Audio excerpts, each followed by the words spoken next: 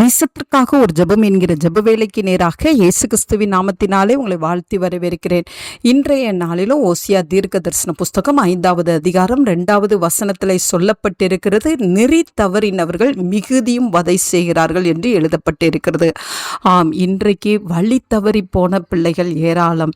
இன்றைக்கு கிறிஸ்தவ விசுவாசிகள், ஊழியர்கள் தேவனை விட்டு வழி தவறி போய் வதை செய்கிறார்கள். மற்றவர்களை துன்பப்படுத்துகிற காரியங்கள் இன்றைக்கு ஏராளமாய் நடந்து கொண்டு இருக்கிறது. கர்த்தருடைய வார்த்தையை விட்டு வழி விலகி போனவர்கள், கர்த்தருடைய நியமங்களையும் கர்த்தருடைய கட்டளைகளையும் விட்டு வழி விலகி போனவர்கள் இன்றைக்கு மனம் திரும்பும்படியாய் இன்றைக்கு நாம் பாரத்தோடு நாம் ஜெபிப்போம்.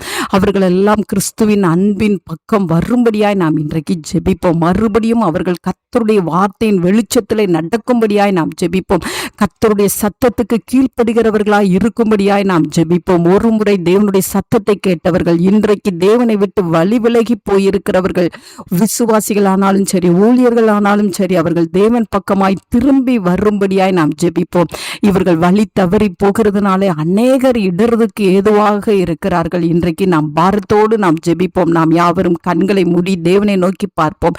எங்களை நேசிக்கிறதான நல்ல தகப்பனே, இந்த நாளிலும் ஆண்டவரே அப்பா, வழி தவறி போனவர்கள், நெறி தவறி போனவர்களுக்காக நாங்கள் பாரத்தோடு நாங்கள் ஜெபிக்கிறோம் சுவாமி.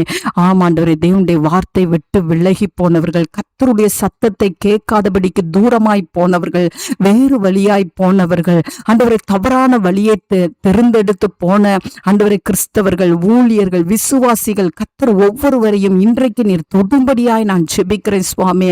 ஆண்டவரை உம்முடைய தண்டனை வருகிறதற்கு முன்பாக ஒரு மனம் திரும்புதல் ஒவ்வொருவருக்குள்ளும் உண்டாகும்படியாய் நான் ஜெபிக்கிறேன் சுவாமி.